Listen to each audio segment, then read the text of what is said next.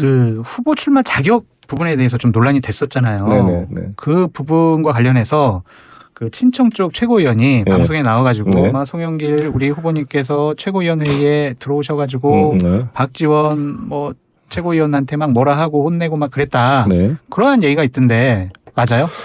아니, 저는 너무나 안타까운 게 이번에 이거를 반대한 최고위원님들한테나 그를 지지한 분들한테 호소하고 싶은데 아니 그 친청 그룹이 가장 검찰 개혁을 강조한 분들 아닙니까? 검찰 보안 수사권 뭐 1점도 남겨두면 안 된다고 강조한 분들이 그 검찰의 직접 피해자가 송영길 아닙니까? 네. 뭘라고 지금 검찰 개혁하자는 거죠? 저 같은 피해자를 만들지 말자는 건데 아니, 제가 구속돼서 329일 구속돼서 그때 싸울 때 여러분들이 한번 저한테 뭐 찾아오게 됐어요. 뭐 위로의 메시지를 보낸 적이 있습니까? 정청래 의원부터 이성윤, 문정복 전부 다. 이런 분들이 무죄 확정 판결을 봐서 돌아왔는데 그 기간 동안에 6개월 당비 합의가 안 됐다 그래서 대표 자격을 안 준다 그러면 검찰의 공소장에 도장을 찍어준다는 거 아니겠습니까? 결론적으로. 어떻게 난 이런 논리가 가능한지에 대해서 이해할 수가 없어요. 지금도. 네. 이게 민주당인가? 네. 검찰 개혁이란 말을 다시는 입에 담지 말아라 그러면 네. 뭐 하자는 거예요? 이게 무죄 확정 판결까지 받고 왔는데 유죄 확정 판결을 받은 조국은 그렇게 지지하면서 무죄 확정 판결을 받아온 송영길을 배제하자는 거예요? 이해할 수가 있는 일이냐고 이게. 근데 규정상은 어쨌든 규정상이 나와 있다니까요. 네. 6개월 이상 납부한 사람이 후보가 된다 그러지만 거기다 당무위원회 달리 정할 수 있다고 맞아요. 돼 있어요. 네. 그 규정에 따라 달리 정할 이유가 제가 안 된다는 겁니까? 박지원 그분은 입당한 지 5개월이 안 돼서 안 됐던 거잖아요. 저 송영길은 29년 당원입니다. 네. 이었습니다. 네. 대표를 했습니다. 검찰 독재와 싸우기 위해서 민주당이 부담을 안 주기에 탈당해서 홀로 싸워 무죄를 받고 온 사람에게 그 달리 정할 수 있던 이유가 안 된다 그러면 이 조항이 뭘 위해 있는 거죠? 이게 특혜라는 겁니까? 네. 새로 조항을 만든 것도 아니잖아요. 이미 있는 단서 조항을 적용하는 거잖아요. 거기다. 그 약간 좀 불편한 질문이 될 수도 있을 것 같은데요, 네? 후보님 화내지 마시고요. 아, 너무 무서워요, 막 이렇게 하시니까. 아니 나는 왜냐하면 검찰 개혁을 떠드는 네. 사람들이 이성윤 이런 분들한테 다시 뭐 TV 토론 때 나오겠지만 네. 저는 정말 이건 너무 분노스러운 일입니다. 네. 송영길이가 정말 329일 구속됐을 때 누구 하나 제대로 그 친청 주변에 있는 의원들이 저한테 네. 따뜻한 말 한마디 전화 한 통 한 적이 없는 사람들이에요. 네. 요거는 제가 직접 뵈면 여쭤보고 싶었어요. 돈봉투 사건 네. 관련해서요. 네. 후보님이야 무죄를 받으셨지만 그거는 이제 검찰이 위법한 네. 증거를 수집을 했다. 그것을 네. 배제하겠다. 네. 그렇기 때문에 무죄가 나온 거지. 의원님과 같이 활동했던 뭐 다른 의원분들은 네. 대법원에서 유죄 판결을 받았잖아요. 그래서 다 무죄 받았어요. 윤 의원님은 그거는 분리가 돼서 이 절차가 잘못돼서 앞에 네. 대해서 아마 재심 청구를 할 겁니다. 네. 근데 전부 무죄 받았습니다. 네. 어쨌든 그 부분에 대해서는 네. 도덕적 법률적으로 문제가 없다라고 판단하시는 거죠. 아니 법률적으로 문제 없다 그러지 정치적으로는 저를 당선시키기 위해서 발생한 일이니까 네. 전체 책임을 지고 제가 탈당을 했잖아요. 네. 그리고 4년의 고생을 정치적인 책임은 지셨다. 그 정치적 대가를 치른 거 아닙니까 제가. 네. 국회의원도 출마도 못했고. 알겠습니다. 아니 그런데 이제 네. 여기서 다른 건 모르지만 저 송영길이 몰랐어요. 네. 제가 그러니까 3만 개가 되는 녹음 파일에 송영길이 이 돈봉투 자금을 줬거나 지시하거나 같이 협의한 내용이 하나도 안 나와요. 네. 그냥 자기들끼리 한 이야기 나와요. 그 자기들끼리 한 이야기도 송영길 후보가 지시했다 이런 말이 안 나온다니까요. 누가 돈이야 김보다 그래서 갖다 주라 그러자. 네. 그리고 법정에서 재판장이 물어봤습니다. 저를 가장 유동규처럼 검찰 쪽에 증언한 사람이 이정근 부총장 사무부총장이었는데 재판장이 답답해서 물어보더라고요. 그 사무부총장한테.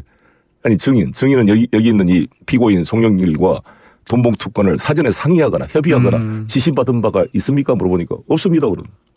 실제로 없었거든요. 녹음 파일에 그게 있었으면 제가 그러니까 이 검찰이 이걸로 나를 유죄를 할 수 없으니까 별건 수사를 한 거죠. 알겠습니다. 네. 그럼 검찰 얘기 나왔으니까 보안사건 문제부터 좀 여쭤볼게요. 네.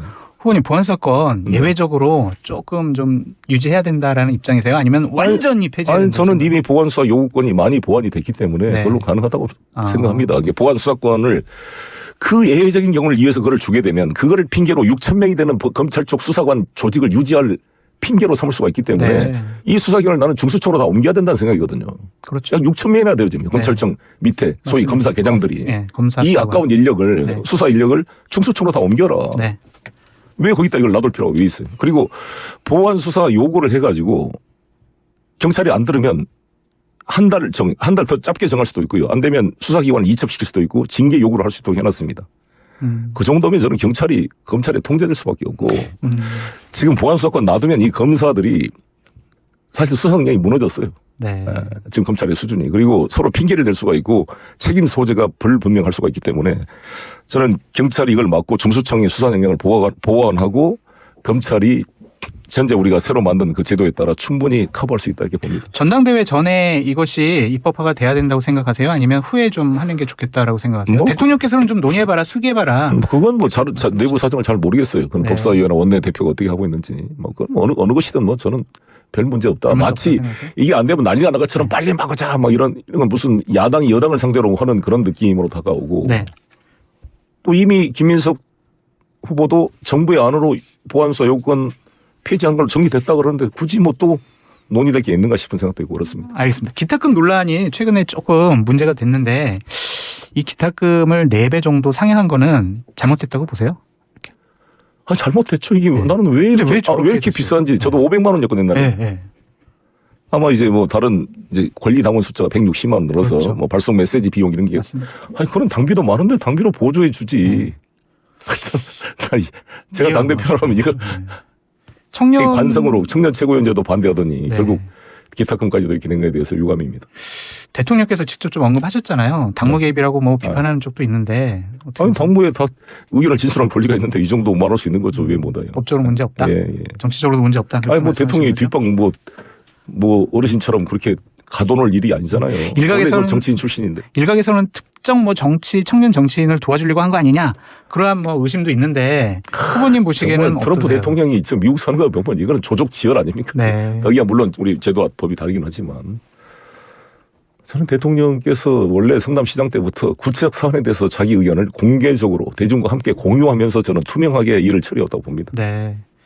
그 기본적으로 좀 지역에 다니시거나 여러 유권자들이나 당원들 만나시면 2030 세대랑 네. 그 이후 세대랑 좀 달라요? 민심이나 당심이나 이런 것들이 조금 좀 아니 다른 거 필요 없이 제 아들 딸이 다 2030이니까 네, 아들 뭐래요? 딸들과 친구들 그 네. 이야기를 들어보고 그러면 네. 확실히 다르죠 느낌이. 왜 지지를 그렇게 좀 안 하고 불만이 있다고 핵심이 비판한다고 뭐냐 민주당이 자기들 이야기를 안 한다 이거죠. 안 한다고. 자기들끼리만 이야기하고 있다. 대표님이 해주셔야 되는 거 아니에요? 아니 그래서 후보님께서요. 나온 거잖아요 후보로. 아니 근데 이재명 대통령 지킨다라는 그러한 뭐 명분을 갖고 나오신 거 아니에요? 그러면 후보님이라도 나 2030 대변해주고 그들의 어려움 내가 같이 함께 느끼고 해결해주겠다. 네. 그렇게 하고 있습니다. 그래서 저 2030 없이 2030 없다. 제 슬로건이 네. 그겁니다. 현재 전반적인 이 전당대 판세는 어떻게 보세요, 후보님? 이제 시작이니까요. 뭐 잘 되지 않을까. 이제 송영길이 그 어떤 지지도가 이렇게 밑바닥에서 꿈틀거리는 게 느껴집니다. 아, 여론조사를 보면은 그냥 뭐 김민석, 정청래, 송영길 후보님 네. 이렇게 네. 1, 2, 3등 이렇게 나오던데 네. 실제 체감하는 민심은 좀 다르다. 네, 이렇게 보세요? 그렇습니다. 그 정청래 대표가 전통적 지지층 이반 현상과 상실감이 나의 연임 출마 당대표 재도전의 명분이다 이렇게 얘기를 했는데 전통적인 지지층이 약간 좀 이반되는 그러한 느낌이 드세요? 그렇죠. 일부 그런 현상이 있겠죠. 근데 그것을 더 부추기는 게 아니라 저는 통합시키는 자세가 필요하다 보는데 네. 본인이 굳이 그렇게 나올 필요가 있을까?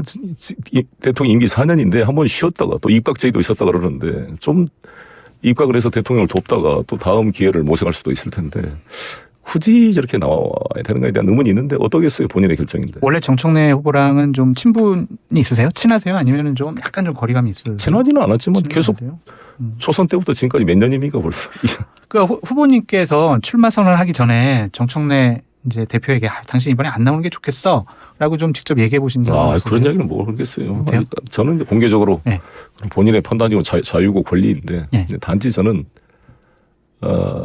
대통령을 30번이나 외치고 그런데 직간접적으로 모든 언론에 표현된 게 무슨 대통령이 정청래 당대표가 불편하다는 것을 수차례 표시한 거잖아요. 네. 그리고 요즘 같은 세상에 청와대 정무수석이나 다 불러서 이야기 들어보면 알 거 아니겠어요. 정청래 대표께서도. 네. 근데 그거를 마치 아무것도 없는 것처럼 명청대전은 언론이 만든 허구 프레임이다. 아무것도 없다. 우리는 완전히 하나다. 내가 이재명을 지킬 거야. 이렇게 네. 떠드는 게 나는 솔직하지가 않다는 거죠. 그러니까 저는 우리 국민들한테 정치인들이 솔직해야 되잖아요. 네. 왜 그렇게 거짓말을 하냐고 그게. 그렇지가 않는데 실제로 싫은데 아니 친구와의 관계도 그렇잖아요. 서로 싫은데 막 바뀌어서 나는 쟤를 사랑해. 네. 쟤를 지킬 거야. 떠들고 다니면 그 사람이 기분이 좋을까요? 그렇죠. 좀 거짓을 말하고 있다. 냉각 기간이 필요한 거잖아요. 네.